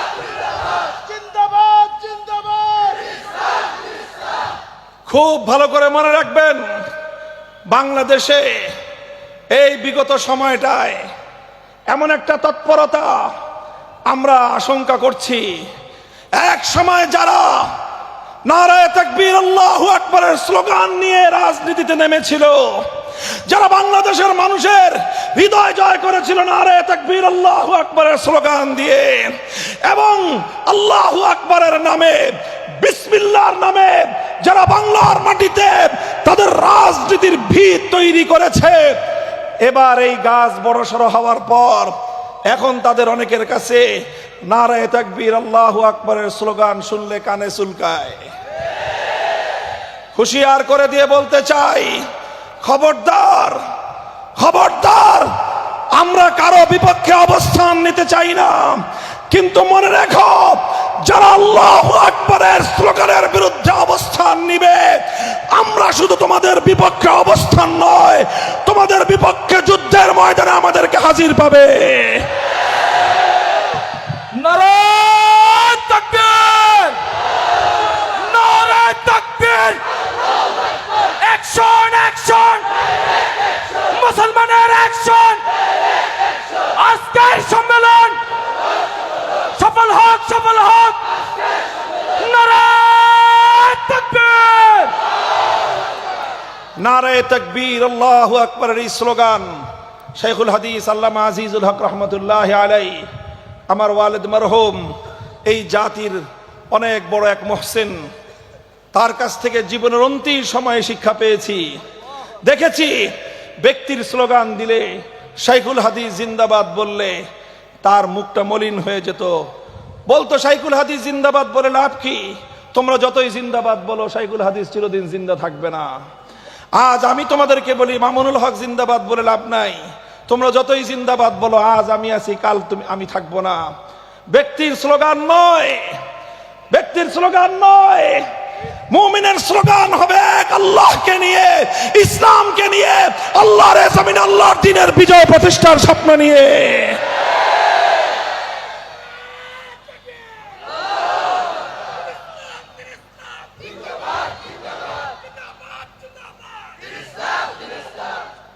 উহুদ গেল, খন্দক গেল, 3000 সাহাবায়ে কেরামকে নিয়ে আল্লাহর নবী দিনের পর দিন পেটে পাথর বাঁধলেন। ইতিহাস তোমরা পড়ো, আমার নবী উহুদের ময়দানে দান্দান মুবারক শহীদ হওয়ার পর, নিজের মাথা ভেঙে যাওয়ার পর, 70 জন সাহাবী শাহাদাত বরণ করার পর, ঘরে ঘরে সাহাবায়ে কেরাম আহত, নিহত, ক্ষত বিক্ষত হওয়ার পর নবীজি বলেন নাই অনেক হইছে, এবার ক্ষান্ত দেই? বলেছেন না। কথা একটাই ছিল, যে পথে আমাদের ভাইয়েরা জীবন দিল সেই পথে হয় আমরা জীবন দিব, না হয় উদ্দেশ্য সাধন করব। সামনে অগ্রসর হলেন। খন্দকের রণাঙ্গনে নবীজি পেটে পাথর বাঁধলেন। খাবার নাই, অভাব, অনটন, আহার নাই, খাদ্যের ব্যবস্থা নাই, সব কিছু হাসি মুখে বরণ করে নিলেন। নবীজি সাহাবায়ে কেরামকে উদ্দীপিত করলেন, আল্লাহুম্মা লা আইশা ইল্লা আইশুল আখিরাহ ফাগফিরিল আনসার ওয়াল মুহাজিরা। হে আল্লাহ, তুমি দেখছো আমরা সব ক্ষুধা, যাতনা, কষ্ট, ক্লেশ সব সহ্য করে নিচ্ছি হাসি মুখে, শুধুমাত্র তোমার দ্বীনকে জিন্দা করার জন্য। পেটে পাথর বাঁধলেন। খন্দকের যুদ্ধে ঐতিহাসিক বিজয় আসলো। নবীজি উহুদ, বদর, উহুদ, খন্দক, কুরাইশদের সঙ্গে একটার পর একটা যুদ্ধ করে কুরাইশদের শক্তির কোমর ভেঙে দিলেন। এদিকে পবিত্র মদিনায় 3টা সম্প্রদায় ছিল ইহুদির, বনু কাইনুকা, বনু নজির, বনু কুরাইজা। একটা সম্প্রদায় গাদ্দারি করলো, আল্লাহর নবী তাদেরকে শাস্তি দিলেন। বনু কাইনুকা প্রথম বিশ্বাসঘাতকতা করলো, নবীজি তাদেরকে মদিনা থেকে বহিষ্কার করলেন। এরপরে বনু নজির গাদ্দারি করলো, নবীজি তাদেরকেও বহিষ্কার করলেন। 5ম হিজরিতে খন্দকের যুদ্ধের সময়, সবচেয়ে কঠিন সময়ে, সবচেয়ে ভয়াবহ বিশ্বাসঘাতকতা করলো বনু কুরাইজা। আমার নবী বনু কুরাইজাকে কঠিন দৃষ্টান্তমূলক শাস্তি দিলেন। একদিনে রাহমাতুল লিল আলামিনের নির্দেশে বনু কুরাইজার 800 দুষ্কৃতিকারীর মৃত্যুদণ্ড কার্যকর করা হয়েছে। কয়শো? 800 বনু কুরাইজার দুষ্কৃতিকারী গাদ্দার বিশ্বাসঘাতকের মৃত্যুদণ্ড কার্যকর করা হয়েছে একদিনে। ইতিহাস প্রমাণ করে আমার নবীর সিরাতের অন্যতম গুরুত্বপূর্ণ শিক্ষা হলো মুসলমান সব অপরাধ ক্ষমা করে, গাদ্দারির অপরাধ ক্ষমা করে না। বিশ্বাসঘাতকতার অপরাধের ক্ষমা নাই। যে যত বড় গাদ্দারি করবে তাকে তত বড় পাওনা বুঝিয়ে দিতে হবে। যদি তুমি গাদ্দারকে প্রশ্রয় দাও, বিশ্বাসঘাতককে যদি তুমি ক্ষমা করো, এই গাদ্দার বিশ্বাসঘাতক পিঠের পিছন থেকে এসে তোমাকে ছোবল মারবে। মুহতারাম হাজিরিন, গেল সোনার মদিনা, ইহুদি শূন্য হয়ে গেল, সব খালি। মদিনায় কোনো পত্তলিক নাই, মদিনায় কোনো ইহুদি নাই, শতভাগ কালেমা পড়নেওয়ালা মুসলমান। মা বাইনা আইরিন ইলা সৌরিন ওমা বাইনা লাবাতাইল মদিনা, মদিনার দুই প্রান্তের মধ্যবর্তী ভূখণ্ডে শুধুমাত্র একটাই নাম, একটাই কালিমা, লা ইলাহা ইল্লাল্লাহু মুহাম্মাদুর রাসূলুল্লাহ সাল্লাল্লাহু আলাইহি ওয়াসাল্লাম। আমার নবী তো চিন্তা করতে পারতেন, ঠিক আছে মদিনা পূর্ণটাই ইসলাম কায়েম হয়ে গেছে, ইসলামী হুকুমত বাস্তবায়িত হয়ে গেছে, একটা রাষ্ট্র পেয়ে গেছি, এবার থেমে যাই নাকি? কি বলেন? নবীজি এরপরে ক্ষান্ত হয়ে গেলেন। আমার নবী সপ্তম হিজরিতে 1400 সাহাবায়ে কেরাম নিয়ে উমরা করার জন্য মক্কার দিকে রওনা হলেন। মক্কার উপকণ্ঠ হুদাইবিয়ায় যখন এসে পৌঁছলেন, মক্কার কুরাইশরা বাধা দিল, বলল কোনো উপায়ে আপনাকে মক্কায় ঢুকতে দিব না। নবীজি নম্র ভাষায় কথা বললেন, আমরা উমরা করতে এসেছি, ইহরাম করে এসেছি, উমরা করব, তাওয়াফ করব, আবার মদিনায় ফিরে যাব, আমাদেরকে বাধা দিও না। কুরাইশরা বলল কোনোভাবেই আমরা ঢুকতে দিব না। নবীজি তাদের কঠোর অবস্থান দেখে নবীজি একটা মন্তব্য করেছিলেন, আজ কুরাইশরা এমন যে কোনো শর্ত দিবে, যেই শর্তের মধ্যে বাইতুল্লাহর ইজ্জত এবং ইহতিরাম সম্মান রক্ষা পাবে, সেই শর্তে রাজি হয়ে আমি আজকে কুরাইশের সঙ্গে সন্ধি চুক্তি করব। আলহামদুলিল্লাহ, আল্লাহর নবীর ঐতিহাসিক রাজনৈতিক প্রজ্ঞাময় সিদ্ধান্তের মাধ্যমে হুদাইবিয়ায় সন্ধি চুক্তি স্বাক্ষরিত হলো মক্কার কুরাইশদের সাথে। হুদাইবিয়ার সন্ধি চুক্তি আমি আমার তালেবে ইলম ভাইদেরকে বলি, যারা বিশেষ করে সরেজামি সরেবেকা থেকে উপরে সকল তালেবে ইলমরা, হুদাইবিয়ার সন্ধির রাজনৈতিক তাৎপর্য গভীর দৃষ্টিতে মনোযোগ দিয়ে মুতালা করতে হবে, পড়তে হবে। হুদাইবিয়ার সন্ধির মাধ্যমে নবী আকরাম সাল্লাল্লাহু আলাইহি ওয়াসাল্লামের রাজনৈতিক দূরদর্শিতার প্রমাণ পাওয়া যায়, আমার নবীর রাজনৈতিক দক্ষতার প্রমাণ পাওয়া যায়, রাজনৈতিক গভীর দৃষ্টিভঙ্গির পরিচয় পাওয়া যায়। আমার নবীর রাজনৈতিক নেতৃত্বের বিকাশ ঘটেছিল এই হুদাইবিয়ার ঐতিহাসিক সন্ধির মাধ্যমে। রাসূল আকরাম সাল্লাল্লাহু আলাইহি ওয়াসাল্লাম হুদাইবিয়ার এই সন্ধির মাধ্যমে মক্কার কুরাইশদের সঙ্গে কিছুদিনের জন্য শত্রুতাকে একটু ধামাচাপা দিয়ে রাখলেন। সঙ্গে সঙ্গে আরবের বিস্ফোরক হিসেবে খ্যাত খায়বারে ইহুদিদের আড্ডাখানায় হামলা করলেন এবং পুরা আরব ভূমি থেকে ইহুদিদের সর্বশেষ আড্ডাখানা খায়বার থেকে ইহুদিদেরকে উৎখাত করলেন। এবং শুধু মক্কা মদিনা নয়, গোটা আরব ভূমি ইহুদিদের আড্ডাখানা থেকে পবিত্র এবং মুক্ত করলেন। এরপরে রোম এবং পারস্য সম্রাট সহ পৃথিবীর সকল বড় বড় রাজা বাদশাদের দরবারে ইসলামের দাওয়াত পৌঁছে দিলেন। এভাবে হুদাইবিয়ার ঐতিহাসিক সন্ধির মাধ্যমে আল্লাহর নবী অভূতপূর্ব বিজয় অর্জন করলেন। যদিও হুদাইবিয়ার সন্ধির মধ্যে বাহ্যিকভাবে দেখা যাচ্ছিল এখানে মুসলমানরা নত হয়েছে, বাহ্যিকভাবে দেখা যাচ্ছিল মুসলমানদের স্বার্থ রক্ষা হয় নাই, বাহ্যিকভাবে দেখা যাচ্ছিল মুসলমানদের ক্ষতি হয়েছে, মুসলমানরা দিয়েছে বেশি নিয়েছে কম। বাহ্যিকভাবে দেখা যাচ্ছিল সাহাবায়ে কেরাম হুদাইবিয়ার সন্ধি সহজে মেনে নিতে পারেন নাই। ইতিহাস প্রমাণ করে সাহাবায়ে কেরামের আশঙ্কা সঠিক ছিল না, বরং আল্লাহর নবীর সিদ্ধান্তই সঠিক ছিল। এই জন্য হুদাইবিয়ার সন্ধি কার্যকর হওয়ার সঙ্গে সঙ্গেই আল্লাহ পাক কোরআনে কারীমের সূরাতুল ফাতহ নাজিল করলেন। আয়াত নাজিল হলো ইন্না ফাতাহনা লাকা ফাতহাম মুবিনা।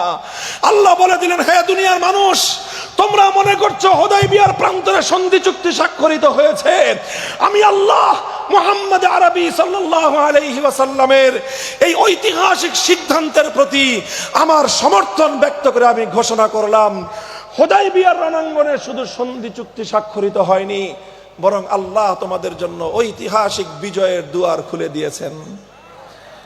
কাজেই হুদায়বিয়ার সন্ধি রাজনৈতিক প্রজ্ঞার সিদ্ধান্ত। হুদায়বিয়ার সন্ধি আমার আল্লাহর নবীর রাজনৈতিক নেতৃত্বের বিকাশ। হুদায়বিয়ার সন্ধির মাধ্যমে আল্লাহর নবী মুহাম্মদুর রাসূলুল্লাহ সাল্লাল্লাহু আলাইহি ওয়াসাল্লামের রাজনৈতিক দূরদর্শিতার পরিচয় পাওয়া যায়। এখান থেকে আমি উলামায়ে কেরামের মজমা একটা কথার দৃষ্টি আকর্ষণ করতে চাই। আলহামদুলিল্লাহ, আমাদের দেওবন্দি উলামায়ে কেরামের সবচেয়ে বড় সৌন্দর্য হলো ইতিদাল পছন্দি। আমরা সব সময় ভারসাম্যপূর্ণ দৃষ্টিভঙ্গিকে পছন্দ করি। আমাদের আকাবিরিনরা সব সময় মধ্যপন্থা অবলম্বনকারী ছিলেন। আমাদের পূর্বপুরুষরা দারুল উলুম দেওবন্দ থেকে আমাদেরকে সেই শিক্ষাই দিয়েছেন। সেই শিক্ষার আলোকে আমি বলতে চাই, আমাদেরকে আল্লাহ পাক, আল্লাহর রাসূল সাল্লাল্লাহু আলাইহি ওয়াসাল্লাম উলামায়ে কেরামকে ওয়ারাসাতুল আম্বিয়া বলে ঘোষণা দিয়েছেন। কথা ঠিক? ওয়ারাসাতুল আম্বিয়া মানে কি বলেন? আম্বিয়ায়ে কেরামের ওয়ারিস, আরেক ভাষায় আমরা বলি নায়েবে নবী। আম্বিয়ায়ে কেরামের বিরাসতটা কি? আম্বিয়ায়ে কেরামের বিরাসত যেরকম মসজিদের ইমামতি করা, আমার নবী মদিনার মসজিদের ইমাম ছিলেন, সুতরাং নায়েবে নবীরা মসজিদের ইমাম হবেন। আল্লাহর নবী উম্মতের মুআল্লিম ছিলেন, শিক্ষক ছিলেন, সুতরাং নায়েবে নবী উলামায়ে কেরাম উম্মতের শিক্ষক হবেন। শুধু ইমামতার শিক্ষকতা নয়, আমার নবী উম্মতকে নিয়ে জিহাদের রণাঙ্গনে গিয়েছেন। সেখানে কমান্ডার ইন চিফ হিসেবে তিনি মুজাহিদিনদেরকে নেতৃত্ব দিয়েছেন। উম্মতের উলামায়ে কেরামকেও জিহাদের রণাঙ্গনে আল্লাহর নবীর কমান্ডার ইন চিফ ভূমিকা পালন করারও নিয়াবত এবং উত্তরাধিকারের দায়িত্ব পালন করতে হবে।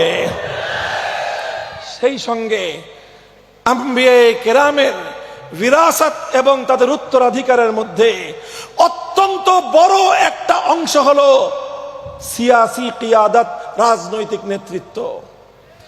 কি বললাম? রাজনৈতিক নেতৃত্ব। এটা শুধু আমাদের নবী নয়, সমস্ত পয়গম্বরদের অন্যতম একটা উত্তরাধিকার। যারা নিজেদেরকে আম্বিয়ায়ে কেরামের উত্তরাধিকার বলে আমরা বিশ্বাস করি, যারা আমরা নায়েবে নবী হিসেবে নিজেদেরকে পরিচয় দিতে গর্ববোধ করি, যারা ওয়ারাসাতুল আম্বিয়া হিসেবে উলামায়ে কেরামকে মান্য করি, সকলের জন্য একই কথা। আম্বিয়ায়ে কেরামের বিরাসত, আম্বিয়ায়ে কেরামের উত্তরাধিকারের মধ্যে অন্যতম গুরুত্বপূর্ণ একটা পার্ট হলো রাজনৈতিক নেতৃত্ব। আর একটা হাদিস আমি বলি, আলোচনা শেষ করে দিব। বুখারী শরীফের হাদিস, মুসলিম শরীফ সহ সমস্ত হাদিসের কিতাবের মধ্যে হাদিসটি বর্ণিত হয়েছে।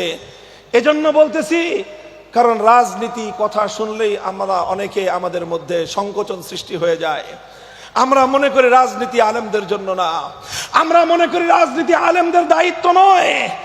এটা একটা ভুল ধারণা, এটা একটা মূর্খতাপূর্ণ ধারণা। বুখারীর হাদিস, কানাত বানু ইসরাইল তাসুসুহুমুল আম্বিয়া কুল্লামা হালাকা নাবিয়্যুন খালাফাহু আখার ওয়ালা নাবিয়্যা বাদি। আল্লাহর নবী বলেছেন, আমাদের পূর্বে, আমার পূর্বে দুনিয়াতে আল্লাহ পাক যাদেরকে নবী বানিয়ে পাঠাতেন, তাসুসুহুম সাসায়াসুসু মিনাস সিয়াসাতি, সিয়াসাতুন শব্দ থেকেই মাখুজ, এটা বের হয়েছে। তাসুসুহুমুল আম্বিয়া, আমার পূর্বের নবীরা তাদের কওমের রাজনৈতিক নেতৃত্ব দিতেন। আম্বিয়ায়ে কেরাম শুধু ধর্মীয় নেতৃত্ব দিতেন না, যেই আম্বিয়ায়ে কেরাম মসজিদে ইমামতের মাধ্যমে নামাজের নেতৃত্ব দিতেন, যেই আম্বিয়ায়ে কেরাম উম্মতকে মাসালা শেখানোর মাধ্যমে তাদেরকে ধর্মীয় নেতৃত্ব দিতেন, যে আম্বিয়ায়ে কেরাম তালিমের মাধ্যমে শিক্ষার নেতৃত্ব দিতেন, যেই আম্বিয়ায়ে কেরাম তাজকিয়ার মাধ্যমে খানকাহের নেতৃত্ব দিতেন, সেই আম্বিয়ায়ে কেরাম সিয়াসতের মাধ্যমে রাজনৈতিক নেতৃত্ব জাতিকে দিতেন। তাসুসুহুমুল আম্বিয়া শব্দটা সিয়াসাতুন থেকে এসেছে। সিয়াসাত শব্দের অর্থ কি বলেন? রাজনীতি। আম্বিয়ায়ে কেরাম রাজনৈতিক নেতৃত্ব দিতেন। কুল্লামা হালাকা নাবিয়্যুন খালাফাহু আখার, এক নবী চলে গেলে আরেক নবী আসতেন। এভাবে আস্তে আস্তে আমি সর্বশেষ নবী এসেছি এবং আল্লাহর পক্ষ থেকে মনোনীত সর্বশেষ রাজনৈতিক নেতৃত্বের দায়িত্ব পালনকারী হিসেবে আমি এসেছি। ওয়ালা নাবিয়্যা বাদি, আমার পরে আর কোন নবী আসবে না। তাহলে এই রাজনৈতিক নেতৃত্ব যাবে কোথায়? পরে উম্মতের সবচেয়ে বড় আলেম ওমর ফারুক উম্মতের রাজনৈতিক নেতা, ওমর ফারুকের পরে উম্মতের সবচেয়ে বড় আলেম ওসমান গনি উম্মতের রাজনৈতিক নেতা, ওসমান গনির পরে উম্মতের সবচেয়ে বড় আলেম আলী মুর্তজা উম্মতের রাজনৈতিক নেতা। কাজে এই জন্য বলতে চাই, উম্মতের ওলামায়ে কেরামকে এই রাজনৈতিক নেতৃত্ব সামাল দিতে হবে। যদি রাজনৈতিক নেতৃত্ব সামাল দিতে আমরা ব্যর্থ হই, আম্বিয়ায়ে কেরামের পরিপূর্ণ ওয়ারাসাত আল্লাহর জমিনের মধ্যে হেফাজত করা যাবে না। দেখেন, আমি 31 বছর আগে দাওরায়ে হাদিস ফারেগ হয়েছি।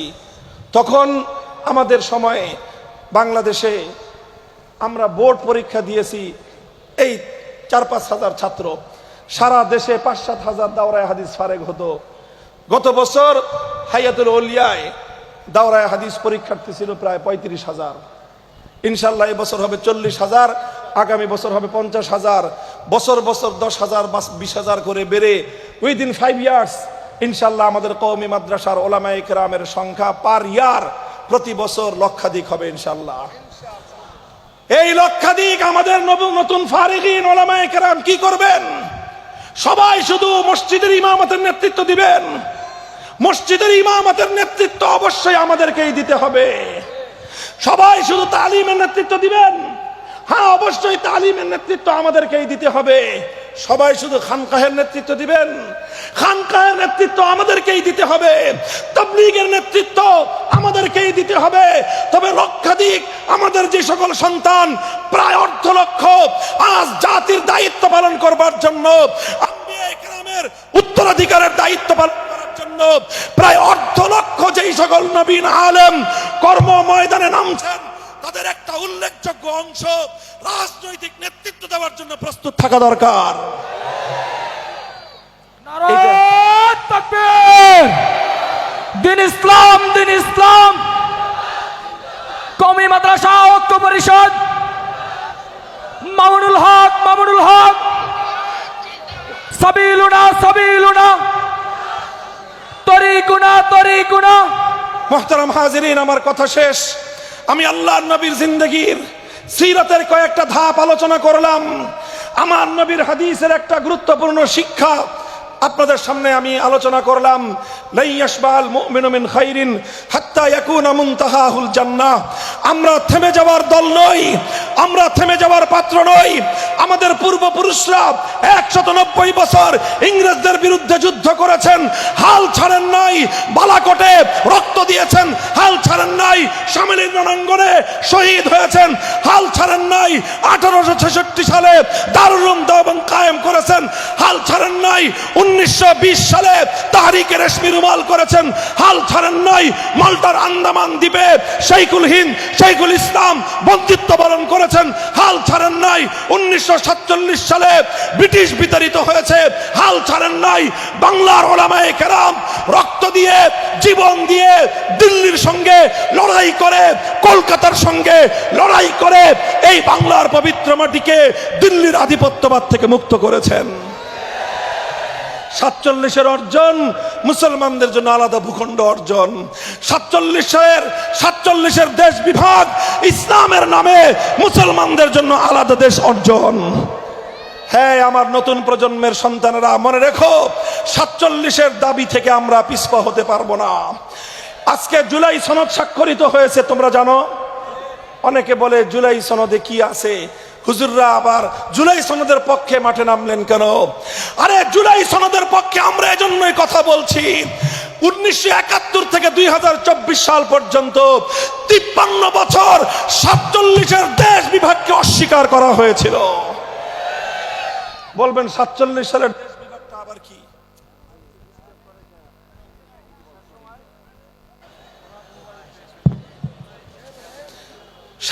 সালের দেশ বিভাগটা কি? 47 সালের দেশ বিভাগটা পরিষ্কার। জাতি, দুই জাতি, দ্বিজাতি তত্ত্বের ভিত্তিতে 47 সালে দেশ বিভক্ত হয়েছিল। মুসলমানরা বলেছিল আমরা একটা ভূখণ্ড চাই যেখানে অন্য কোনো মতবাদ বাস্তবায়িত হবে না, কোনো ইজম চলবে না, সেখানে আল্লাহ পাকের পক্ষ থেকে প্রদত্ত শরীয়তে ইসলাম, ইসলামী শরীয়তের ভিত্তিতে রাষ্ট্র চলবে, কোরআনের সংবিধান কায়েম হবে, নিজামে ইসলাম বাস্তবায়ন হবে। এর নাম হলো 47। আলহামদুলিল্লাহ, বাংলাদেশের স্বাধীনতার 54 বছর পরে এসে আজ ঐক্যমতের ভিত্তিতে সব রাজনৈতিক দল বাধ্য হয়েছে জুলাই সনদে স্বাক্ষর করতে। সেই জুলাই সনদের মধ্যে 1947 সালের দেশ বিভাগকে বাংলাদেশের আগামী দিনের অন্যতম মাইল ফলক হিসেবে প্রমাণ করা হয়েছে, স্বীকৃতি প্রদান করা হয়েছে। জুলাই সনদের মধ্যে 2013 সালের শাপলা চত্বরে নবী প্রেমিক তৌহিদি জনতার, নবী প্রেমিক হেফাজতে ইসলাম আলেম ওলামাদের অক্লান্ত ত্যাগ এবং কোরবানির বদৌলতে অর্জিত বিজয় এবং শাহাদাতের স্বীকৃতি প্রদান করা হয়েছে জুলাই সনদে। কাজেই এই জন্য আমি রাজনীতির কথা বলবো না, তবে এই কথা আমাকে অবশ্যই বলতে হবে। ফেব্রুয়ারিতে যদি নির্বাচন হয়, আর সেই নির্বাচনের সাথে যদি গণভোট হয়, জুলাই সনদের গণভোট যদি হয়, বাংলার প্রতিটি মানুষকে হাতে ধরে পায়ে ধরে তাদেরকে কথার প্রতি ক্যাম্পেইন করতে হবে, যে কোনো মূল্যেই সনদকে হা মাত্রে হা বাক্সে ভোট দিয়ে জুলাই সনদকে জয়যুক্ত করতে হবে। এটার জন্য আমাদেরকে ঐতিহাসিক দায়িত্ব পালন করতে হবে। প্রস্তুত থাকবেন ইনশাআল্লাহ। আমি বলছিলাম 47-এ দেশ বিভক্ত হলো, আলেম ওলামা বসে থাকেন নাই। 71-এ মুক্তিযুদ্ধ হলে, বসো বসো এখানে আসলে মাইক ঠিক করতে। এখন 71 সালে মুক্তিযুদ্ধে বিজয় অর্জন হয়েছে, আলেম সমাজ বসে থাকে নাই, জুলুম নির্যাতন সহ্য করেছে, কারাগারের অন্ধকার প্রকোষ্ঠ বরদাস্ত করেছে। বছরের পর বছর, দিনের পর দিন আমরা কারাগারের অন্ধকার প্রকোষ্ঠে সীমাহীন জুলুম নির্যাতন সহ্য করেছি, বর্বরতম আচরণ সহ্য করেছি, অসম্মান, অপমান, লাঞ্ছনার গ্লানি আমরা বরদাস্ত করে নিয়েছি। কিন্তু আল্লাহর কসম খেয়ে বলি, দেশ জাতি ইসলামের প্রশ্নে স্বৈরাচারীর সামনে মাথা নত করি নাই। আমাদের পূর্বপুরুষদের থেকে আমাদের পর্যন্ত অব্যাহত এই ইতিহাস, ধারাবাহিক এই ইতিহাস। 2013 সালে আমাদের ওলামায়ে কেরাম নেতৃত্ব দিয়েছিল নবী প্রেমিক তৌহিদি জনতা। 2013 সালে রক্ত আর জীবন দিয়েছিল। 2021 সালে নরেন্দ্র মোদী মুসলমানদের নরঘাতক মোদী বিরোধী আন্দোলনে জীবন আর রক্ত দিয়েছিল বলেই 24 জুলাইয়ের বিপ্লবের ভিত তৈরি হয়েছিল। 24 জুলাইয়ের বিপ্লবে দেশকে রক্ষা করার জন্য, জুলুমের বিরুদ্ধে মোকাবেলা করার জন্য, অন্যায়ের বিরুদ্ধে ফ্যাসিবাদকে মোকাবেলা করার জন্য 100-এর উপর আলেম এবং মাদ্রাসার ছাত্ররা জীবন দিয়েছে। অথচ এই আন্দোলনে সম্প্রদায় হিসেবে কওমি মাদ্রাসার আলেম ওলামাদের ছাত্রদের কোনো স্বার্থ জড়িত ছিল না। যখন আমাদের ছাত্ররা মাঠে নামলো, সাংবাদিকরা, প্রশাসনের লোকেরা জিজ্ঞাসা করে, আন্দোলন চলছে, কোটা বিরোধী আন্দোলন, এই কওমি মাদ্রাসার ছাত্র তোমরা নামছো কেন? তোমাদের তো চাকরি নাই, আবার কোটা কি? তোমরা তো চাকরি পাও না, কওমি সনদে তো কোনো সরকারি চাকরি নাই, তো কোটা থাকলেই কি, কোটা না থাকলেই কি, তোর কি বেটা? আলহামদুলিল্লাহ, আমাদের ছেলেরা জবাব দিয়েছিল, আমরা কওমি মাদ্রাসায় স্বার্থবাদিতার শিক্ষা হাসিল করি না, নিজেদের স্বার্থ উদ্ধারের জন্য আমরা মাঠে নামি নাই, আমরা মাঠে নেমেছি জুলুমের মোকাবেলা করবার জন্য। তোমরা আমাদের ভাই, যে সকল ভাইয়েরা ভার্সিটিতে পড়ে ওরাও আমাদের ভাই, কলেজে পড়ে আমার ভাই, স্কুলে পড়ে আমার ভাই, আলিয়া মাদ্রাসায় পড়ে আমার ভাই। আমার ভাইদের বুকগুলোকে জুলুম করে, অন্যায় করে, বুলেটের আঘাতে ঝাঁঝরা করেছো। আমার ভাইয়ের রক্তের বদলা নেওয়ার জন্যই আমরা মাঠে নেমেছি। নারায়ে তাকবীর, নারায়ে তাকবীর। জিহাদ জিহাদ জিহাদ চাই, জিহাদ করে বাঁচতে চাই। দিয়েছি তো রক্ত, রক্তের বন্যায়। নারায়ে তাকবীর। আমি আপনাদেরকে আখেরি কথা বলে বক্তব্য শেষ করতেছি। আল্লাহর পয়গম্বরের জিন্দগির উসুল, নবী সিরাতুন নবীর অন্যতম মৌলিক নীতিমালা হলো, যতক্ষণ পর্যন্ত চূড়ান্ত গন্তব্য পর্যন্ত না পৌঁছি ততক্ষণ পর্যন্ত আমাদের থেমে যাওয়ার সুযোগ নাই, তৃপ্ত হওয়ার সুযোগ নাই, পেছন ফিরে তাকাবার সুযোগ নাই। জিজ্ঞাসা করতে পারেন আমাদের চূড়ান্ত গন্তব্য কি? আমাদের চূড়ান্ত দুইটা গন্তব্য। কয়টা বলেন? কয়টা? একটা পরকালীন গন্তব্য আর একটা ইহকালীন গন্তব্য। পরকালীন গন্তব্য কি? হাত্তা ইয়াকুনা মুনতাহাহুল জান্নাহ, জান্নাত পর্যন্ত পৌঁছবো, তারপরে আমার সংগ্রাম সমাপ্ত হবে। এটা হলো পরকালীন গন্তব্য। ইহকালীন গন্তব্য হলো লা ইয়াবকা আলা যাহরিল আরদি বাইতুম মাদারিন ওয়ালা ওয়াবারিন ইল্লা আদখালাহুল্লাহুল ইসলাম ইম্মা বিইজ্জি আজিজিন ওয়া ইম্মা বিযুল্লি যালিল। যতক্ষণ পর্যন্ত আল্লাহর এই জমিনের প্রতি ইঞ্চি মাটিতে দ্বীনের ঝান্ডা উড্ডীন না হবে, যতদিন পর্যন্ত এই জমিনের প্রতি ইঞ্চি মাটিতে আল্লাহর দ্বীন বিজয়ী না হবে, যতক্ষণ পর্যন্ত এই জমিনের প্রতি ইঞ্চি মাটিতে আল্লাহর কোরআনের রাজ কায়েম না হবে, খেলাফতের শাসন ব্যবস্থা পূর্ণাঙ্গ রূপে বাস্তবায়িত না হবে, ততদিন পর্যন্ত আমাদের পথ চলা চলবে ইনশাআল্লাহ। এই জন্য হে মুসলমান, আমি বাংলার মুসলমানদেরকে একটা পয়গাম দিচ্ছি সব জায়গায়, বিশেষ করে আমার দেশের মানুষকে বলতেছি, অনেক রঙের বাংলাদেশ তো দেখলেন। একবার আমরা দেখলাম সোনার বাংলাদেশ, সোনার বাংলাদেশের গল্প শুনালেন একজন, তারপরে দেখলাম গোলামীর বাংলাদেশ, এরপরে আরেকজন এসে বললেন নতুন বাংলাদেশ, দেখলাম কি ওই পুরান জিনিস, নতুন নতুন মোড়ক। এরপরে আরেকজন আসলেন, বললেন সবুজ বাংলাদেশ, দেখলাম সব ধূসর। এরপরে আরেকজন বললেন ডিজিটাল বাংলাদেশ, দেখলাম জনগণের রক্ষিত সংরক্ষণাগার জাতীয় ব্যাংক বাংলাদেশ ব্যাংকের সংরক্ষণাগার থেকে ডিজিটাল কায়দায় হাজার হাজার টাকা চুরি হয়ে যায়, এর নাম হলো ডিজিটাল বাংলাদেশ।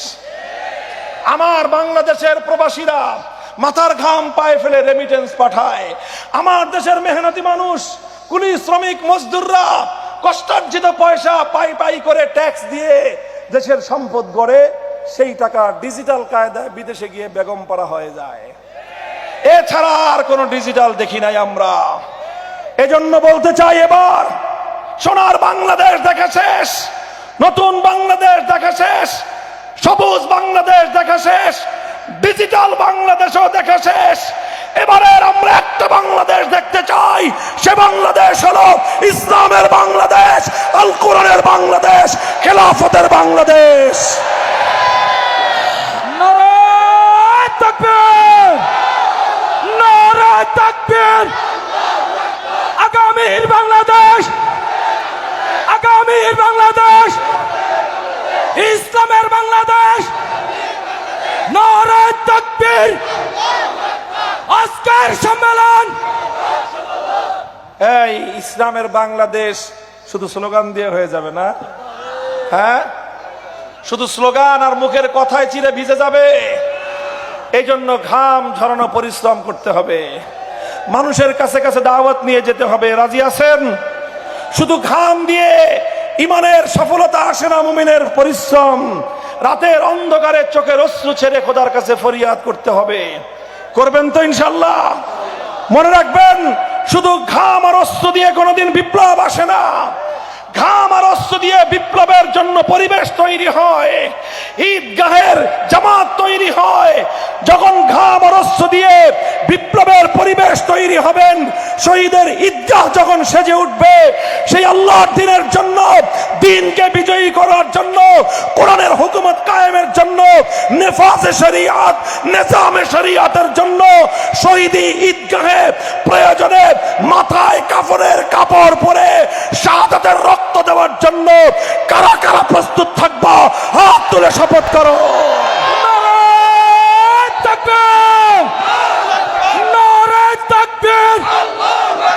সাবিলুনা সাবিলুনা, তরিকুনা তরিকুনা। নারায়ে তাকবীর। জিহাদ জিহাদ জিহাদ চাই, দিয়েছি তো রক্ত, রক্তের বন্যায়। নারায়ে তাকবীর।